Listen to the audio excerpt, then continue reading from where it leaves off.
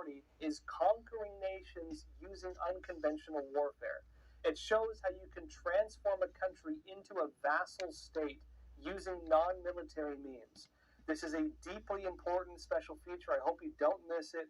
Again, that's 7 p.m. Eastern Time tonight on Epoch TV, epochtv.com.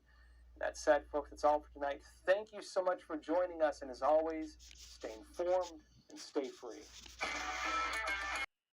He is now charged with 2 felonies over striking a Jewish protester who died. The California man is accused of involuntary manslaughter and causing serious injury.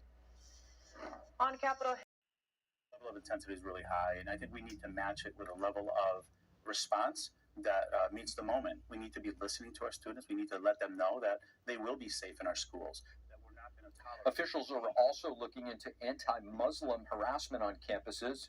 In addition to the 6 Ivy League universities, a K-12 school in Kansas is also under investigation. The Department of Education will make recommendations to the schools at the conclusion of their probe.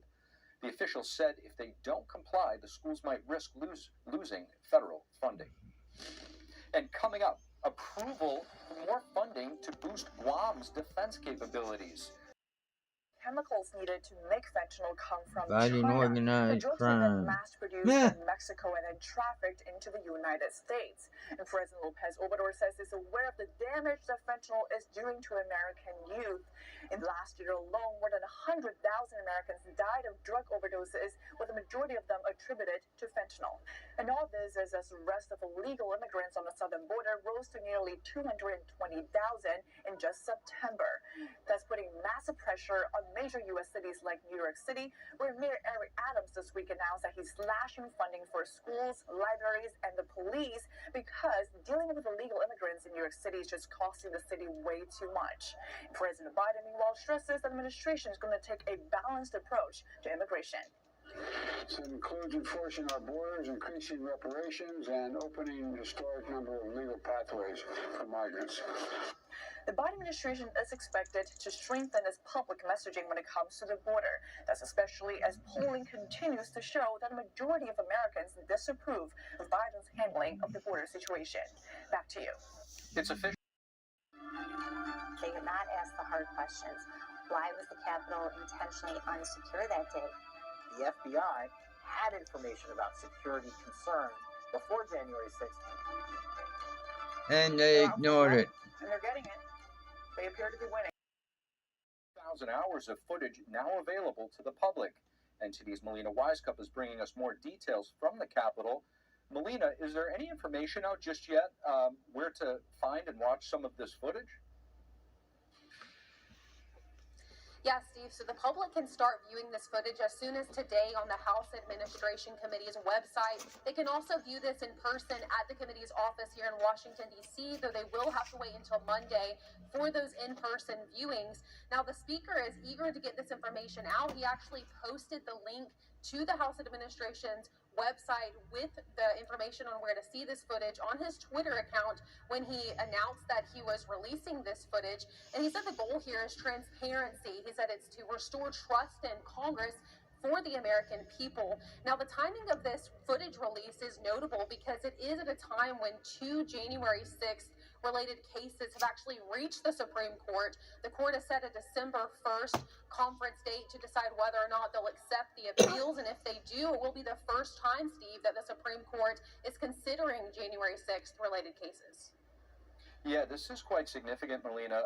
The January 6th Select Committee coming under fire for editing and taking things out of context. So the public's going to be able to have a chance to misinformation and take a look themselves. I do want to switch gears here for a moment and talk to you about another pressing issue on Capitol Hill. That is the question about Republican Congressman George Santos potentially being booted from his seat.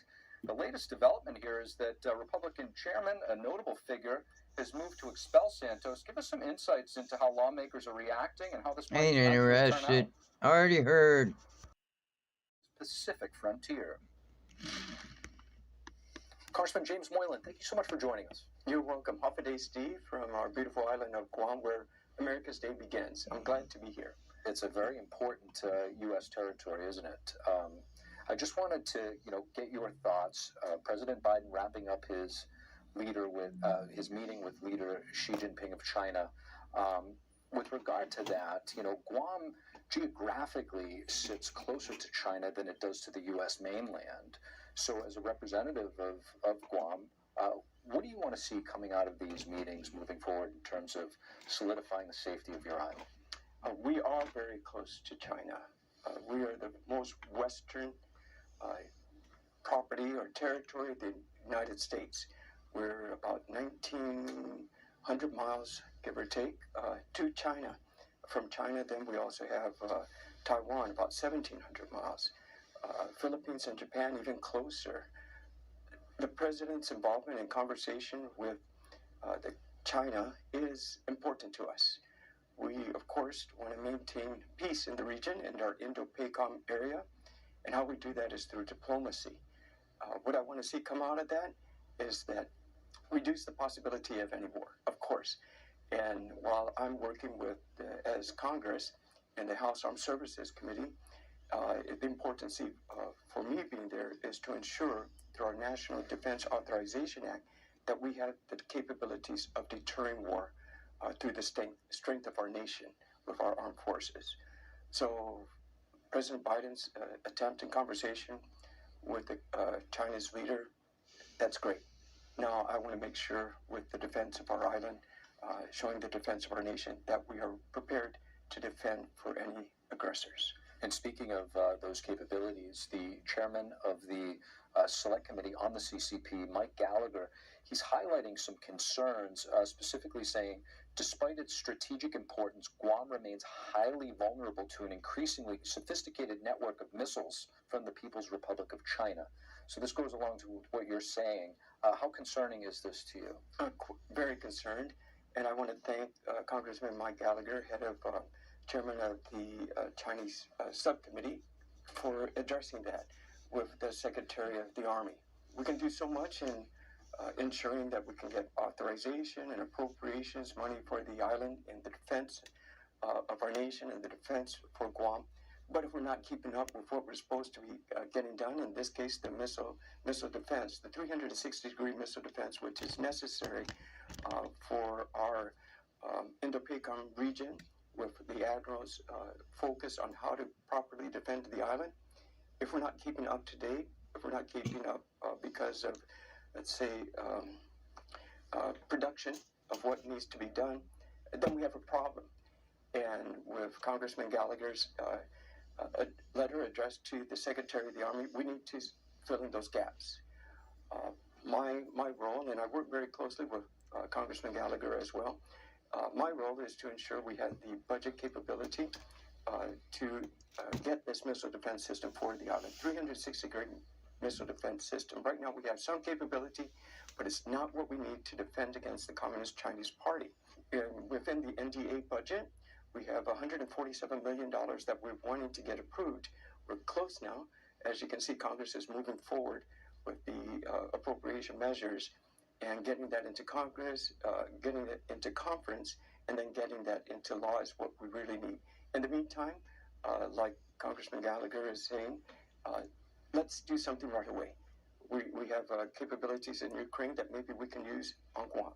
We have other friendly nations that could assist us as well. We just can't wait around because of things are not ready at this point. What are we going to do in the meantime? So it's very important to me. I'm glad Congressman Gallagher is working on that, and I'm hoping he can get to visit Guam as well, so we can keep that attention in the 100th Nation Congress pointed in the Indo-PACOM area, most strategic location being Guam, as a territory of the United States of America. Congressman, alliance is still about North Korea fundamentally.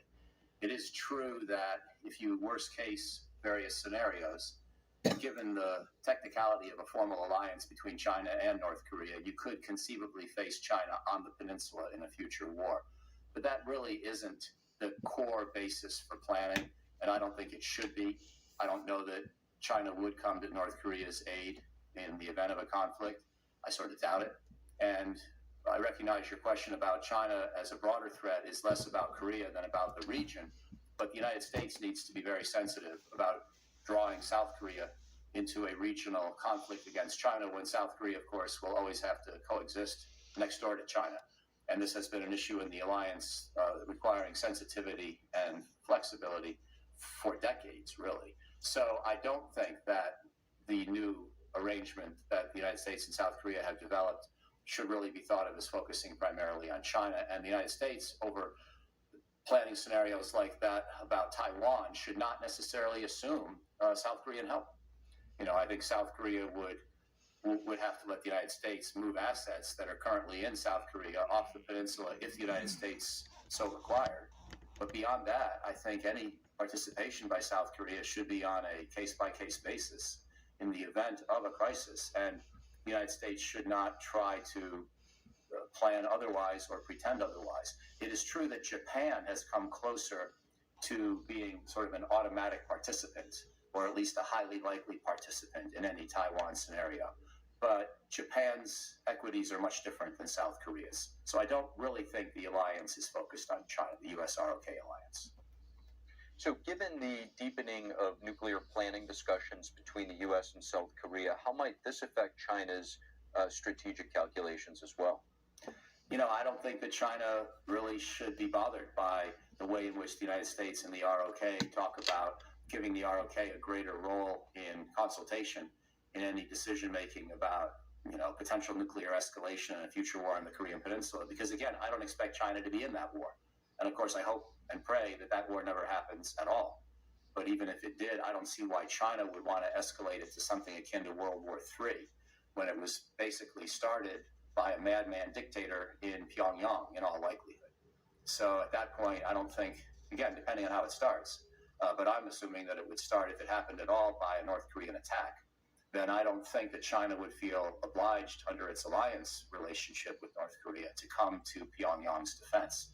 And so therefore, any nuclear planning between Seoul and Washington would be in regard to the North Korean threat only. And I think it's important to drive home that point, because yes, you're right that worst case, everybody could imagine a fight on the peninsula where China's participating as well.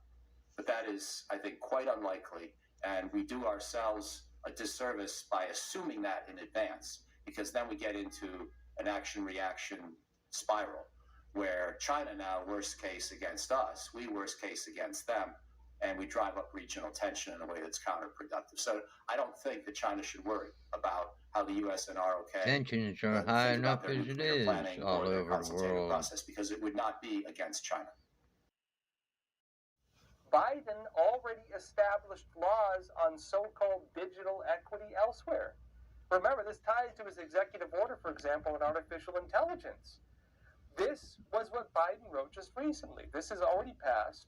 This was an executive order. This is currently in effect. Biden wrote, irresponsible use could exacerbate societal harms. This is talking about AI. Irresponsible use could exacerbate societal harms such as fraud, discrimination, bias, and disinformation, displace and disempower workers, stifle competition, and pose risks to national security. So what's the solution to that? Biden said, my administration will help develop effective labeling and content provenance mechanisms so that Americans are able to determine when content is generated using AI and when it is not. Yeah. Meaning, all content soon is going to be labeled, and it's going to have some kind of system to make sure that a human created it, or if an AI created it, to say otherwise. What does that mean? It means all content, every single thing, every image, every script, every news article, every video, every single thing you see online or otherwise right now is going to have a label on it. Made by AI or made by humans. And how do you do that? You need to create a system to monitor it. You need to create a system to ensure that a human created, X content. This is exactly what I was saying was going to happen. How do you ensure that something was made by a human and not by an AI? Well, it very likely means you need to start registering yourself, and every single thing you create is going to be documented and monitored to an extent. because that's the only way you can do it. It says further in that artificial intelligence policies must be consistent with my administration's I'm not a decision and bot. dedication to advancing equity and civil rights. Meaning, everything made by AI is going to have to be in line with these new standards on equity and civil rights. And what is equity, by the way? It's socialism. It's the absolute standards of equal outcome. Not equal opportunity, but equality of outcome, meaning everything you create is going to be on the same plane, no matter what it is. And it's going to have to abide by all these different standards of everything they have now defined as discriminatory, and yes, that includes... Look at that. They done cut it off. Demonstrates the Chinese Communist Party appears to be desperate to get U.S. cash. They are desperate to make a deal with the United States. They are desperate to get foreign investment back into China. They are desperate to have the U.S. try to save their economy from collapsing because it is collapsing. And Biden, of course, maintained most of Donald Trump's sanctions against the CCP. But regardless of all this, the White House, again, you're wondering who's in charge. The White House is trying to do damage control on this. Washington Examiner said this. It says the White House is dismissing the idea that President Joe Biden undermined his own diplomacy with Chinese President Xi Jinping by defending his earlier description of him as a dictator. This is the quote here. This is National Security spokesman John Kirby telling reporters, quote, "The president comes away from the meeting yesterday feeling very good about the content of the discussion Another monkey in a suit. hours and the progress they were able to make on some very significant fronts." In other words, they're not going to let it get in the way of things. As this happens as well, U.S. businesses, investment firms, they are kowtowing to the Chinese Communist Party yet again. Let me show you this. Daily Caller has it. They say during a private dinner in the city's downtown Hyatt Regency hours later, Xi Jinping gave a speech about the need for China-U.S. cooperation and received praise from hundreds of high-level American business executives. And here's a quote from Xi Jinping. "China is pursuing high-quality development, and the United States is revitalizing its economy. There is plenty of room for our cooperation." Wild stuff. Now, among those who were allegedly in attendance at the meeting were Tim Cook of Apple, Stephen Schwarzman of Blackstone, Larry Fink of BlackRock Investment, the guys pushing ESG, Stanley Deal of Boeing, Merritt Jano from MasterCard, Daniel O'Day from Gilead Sciences. They were all allegedly there at that meeting, and the dinners were very expensive. I saw the price tag was around $40,000 per seat. Now, given all of this, what is happening? The Chinese Communist Party wants American investment. The Chinese Communist Party programs against the United States have not changed. This is happening as it is being revealed right now as we speak, that the CCP is launching information operations against the United States. Yep. This is happening as we speak, that algorithms on TikTok are allowing Bin Laden's letter going viral right now, demonstrating a desire to kill thousands of Americans, being published all across the Chinese-owned platform, and that is happening again as these other meetings take place. Let that sink in. The CCP's programs against the United States have not changed. The only thing that's different is they are desperate for American money because their economy is falling. That is the only difference. The European Union said nothing. That's shameful. So our democracies, they won't always win the votes, but they have to fight back. They have to speak out. They have to go on the record and defend the principles of democracy and human rights. And we're not seeing that. We're seeing a lot of political cowardice, and that's why the dictators are winning the day at the UN. Back to the U.S., a pro-Palestine student group and the ACLU are initiating a lawsuit in Florida. The announcement came yesterday when the ACLU posted on X that it will be suing the University of Florida system and Florida Governor Ron DeSantis. This over alleged violation of the group's First Amendment rights. It came in response to DeSantis' order to deactivate the group for a statement made by the Associated Group Students for Justice in Palestine. The lawsuit challenges an order issued by the head of the university after DeSantis instructed the facility to strip the group of its official recognition. The ACLU argues that any separate association with independent national organizations should not serve as grounds for punishment. According to Florida state law, speech conducted in coordination with or at the direction of a designated foreign organization is excluded from the First Amendment. DeSantis has likened members of the SJP organization as being part of or in support of the Hamas terrorist group. He said he's proud of his actions in regards to the group's deactivation across the Florida university system. A pro-Palestine